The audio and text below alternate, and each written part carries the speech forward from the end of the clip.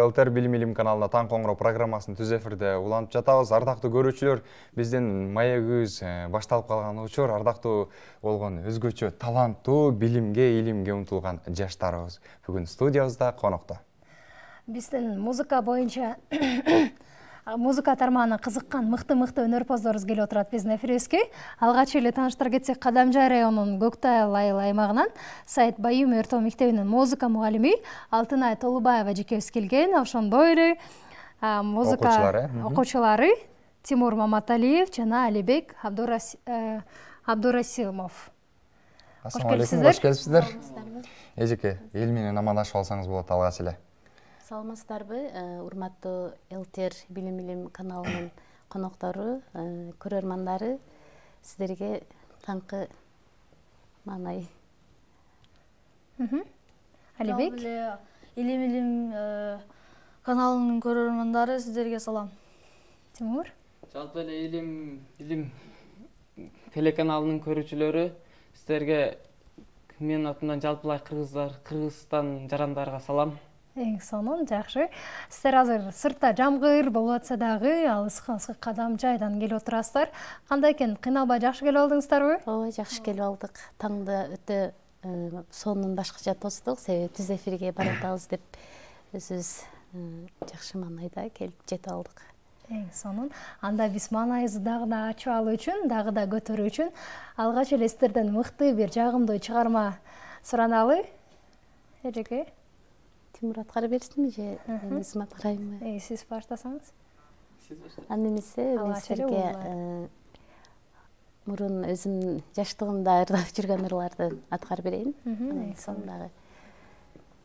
Кыйналган жүрөгүмдү эми сен эзбе жаным, уйкусуз түндөрүмдү арынадым сага барын, жол карап өттү күндөр, койнумда сагыныч бар, үзүлбөй сенден күдөр, үмүтүм өчпөй жанар.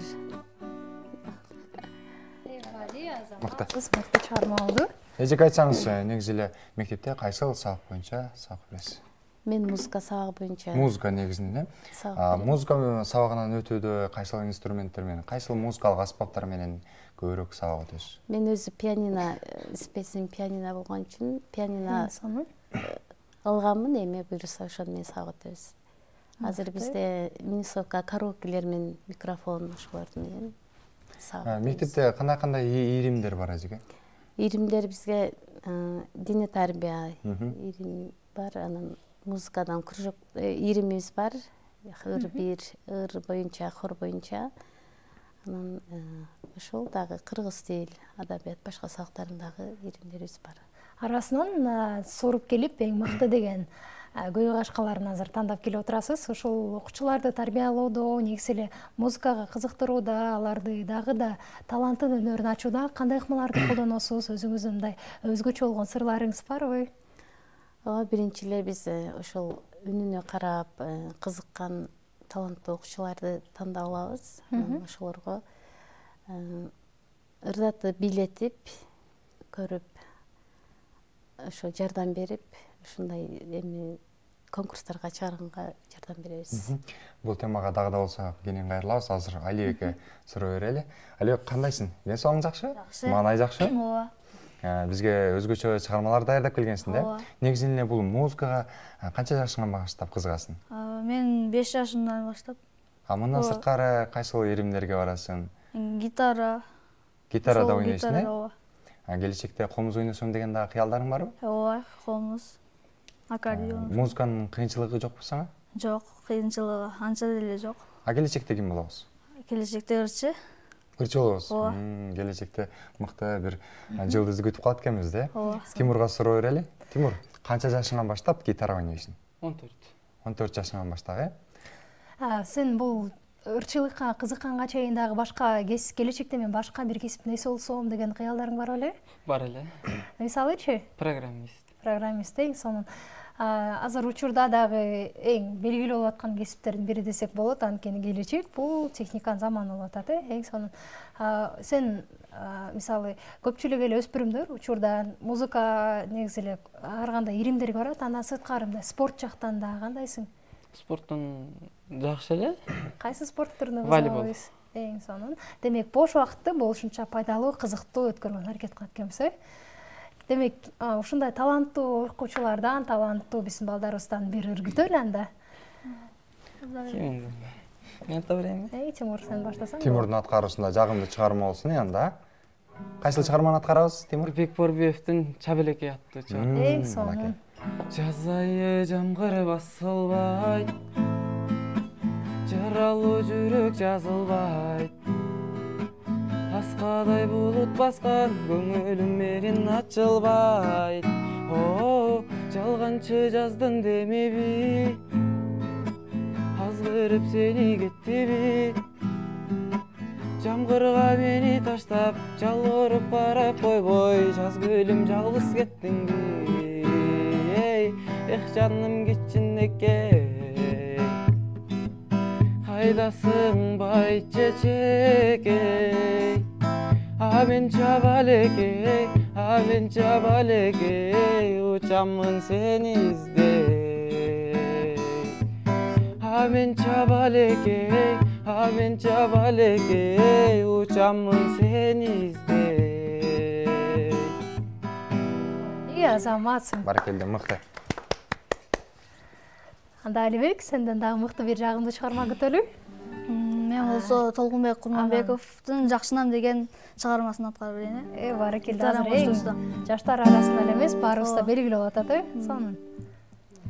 Көргөндө сизди башынан мен болдум сизге ашыккан, катарлаш келсе жашыбыз тартылам эже тартылам, издеген көпкө сапаттар байкатпай сизге кабылдым, тымызын тиктей жүрөккө салдыңыз эже жалындым.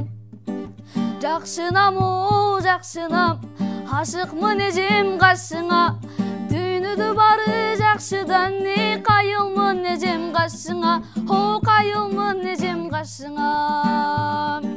Жакшынам о жакшынам, жүрөккө тумар тактың ай, алып бир кетсем айылган не атенем болот каршыда, о атенем болот каршыда.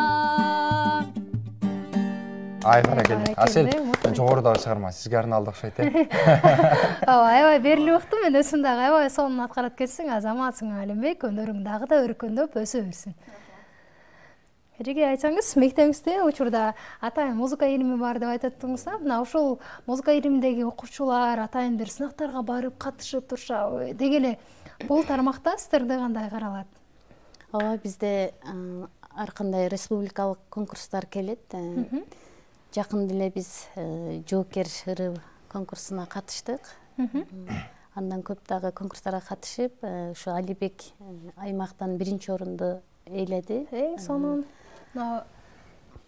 Ушул сыйлоо баракчалар экен, Алдыңыздарда турган бул жактагы атайын сыйлоо болгон баракчаларды көргөзө кетсеңиздер.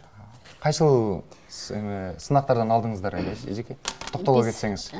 Ушул жоокер ыры көргөзүп, аскердик эме боюнча 1-орунду аймакта. Кайсыл жылы эжеке? Быйыл 2024-жылы аймактык боюнча 1-орунду Абдрасилов Алибекке таандык бул, Андан кийин ошол эле жоокер ыры сынагы райондук турда кененирээк көргөзсөңүз. 84 мектептин ичинден 2-орунду Абдрасилов Алибек алды. Бизде азыркы учурда ушул жаңы ийгиликтерибиз ушулар. Демек эң акыркы алынган кампага түшкөн мыкты бир сыйлыктарыбыз экен, эң сонун. Ал эми эжеке айтсаңыз, ошол музыка сабагын өтүүдө же болбосо башка сабактарды өтүүдө ар бир мугалимдин өзгөчө методикасы, ыкмасы болот. Сиз кандай ыкмалар менен музыка тарабына балдарды чакыра аласыз? Мен биринчи сабакты жагымдуу маанай менен баштап алам. Үндөрүн ачып, окуучулар кызыктырып, анан сабакты баштаймын. Азыр бизде өнүккөн бит санар немелер бар, ошолор менен дагы өтөбүз. Үндөрүн ачып алам дедиңиз го эжеке. Үндөрүн ачып, анан сабагыбызды баштайбыз. Эртең менен канчадан кийин балдарга үн ачуу же болбосо мурдатууга болот? Саат 9-дан кийин өзү негизи бизде ошо 9-да окуучулардын үнүн ачып, анан сабак башталыш керек да өзү эмебиз боюнчачы. Эң сонун мыкты. Демек, ар бир нерсенин өзүнүн эрежеси, тартиби, демек ошонусуна жараша иш кылган, дагы да мыктыраак эффектин берет экен, Кесиптеш, сиз дагы мына ошол музыка жанрында иштеп жүрөсүз. Сиз дагы ошол эжеке айткан маалыматтарды колдоносуз деген ишеничтим.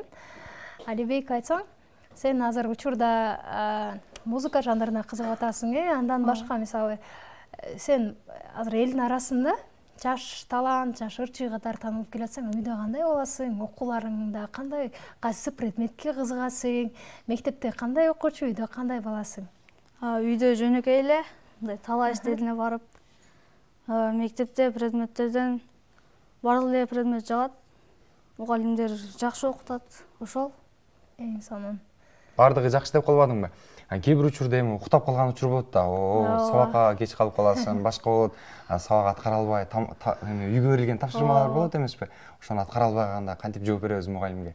Шылтоо айтабызбы же кечирим сурайбызбы? Кантип ошол учурдан чыгып кетебиз? Шылтоолорду айтып калган учурлар болгон. Ал ошол учурда эжеке мактап коебу, кандай силерге чара колдонот? Бизге кайра кайталанбасын дейт, бул. Бул ошол эле мыкты экен. Демек, биздин Алибек дагы кайра кайталабайт экен, андай эң сонун. Анда дагы бир чыгарма сураналы, Эжеке өзүңүз аткарып бересизби же окуучуларыңыз менен биргеликте чогуу хор ырдайсыздарбы? Даярдап келген чыгармаларыңыздардан бул? Өзүм жандуу эле аткарып берейин. Анан окуучулар Кенже Көбөкованын Кечирип кой деген ырын. Манакей. Аткарып берейин. Кабагыңды гүлгө теңейм жаздагы, каалабадым сенден бөлөк ай башканы. Өчпөй турган сезимимде жүрөктө, дайым сенсиң эсимде. Баягындай күлчү кайра, бажырайып сүйчү кайра. Баягындай эч кайгырбай, бажырайып сүйчү кайра, жүрчү кайра. Бали, эжеке азаматсыз, мыкты чыгарма болду. Ыраазычылык билдиребиз. Анда окуучулардан дагы бирсинин чыгармасын сураналы, андан кийин маекти жыйынтыктайбыз, Тимур аткарып берет окшойт, Тимур, кайсы чыгарманы ырдайбыз? Мен сүйүүнүн керемети деген. Манакей. Менин да жаным өз бактым үчүн күрөшкөнгө толук акым бар түшүнчү оймоктой болгон эрниңден сенин өгүмдө эмес күндүзү түшүмдө өптүм. Экөөбүз адеп таанышканда сүрдөп, жада калса жаным сурап аптырмын атын ким деп. О, сүйүүнүн керемети. Экөөбүз адеп таанышканда сүрдөп, жада калса жаным сурап аптырмын атын ким деп. О, сүйүүнүн керемети. Али, азаматсың, Тимур. Анда Алибек дагы жагымдуу бир чыгарма аткарып берсин. Мен жандуу ырда берейин анда. Акапелла, Ооба, сонун. Кубаныч Баркалбосовдун Апалар жашыдай 18 деген чыгармасын. Азаматсың, өрүм темасы эле аябай сонун экен. Ооба. Сулуулап ачып турат дүйнө көркүн, аялзат деген эле сөздүн өзү. Жылытат күн сыяктуу нуру менен, жаркырап тиеп турган көзүндөгү. Түйгөн күз канча издер, бақыттың жолу сиздир. Самайын бубак басып баштаса да, апалар жашыда эм 18-де. Самайына карала баштаса да, апалар жашыда эм 18-де. Жүрөгүм каптагандай темир менен, турмуштун сыноосуна жеңилбеген. Дүйнөнү жаркыратып турасыңар, энелик эч кимде жок медимдеген. Түйгөн көз канча издир, бакыттын жолу сиздир. Самайын бубак басып баштаса да, апалар жашыда эм 18-де. Самайына карала баштаса да, апалар жашыда эм 18-де. Бали, самаатсың, мыктап кары болду.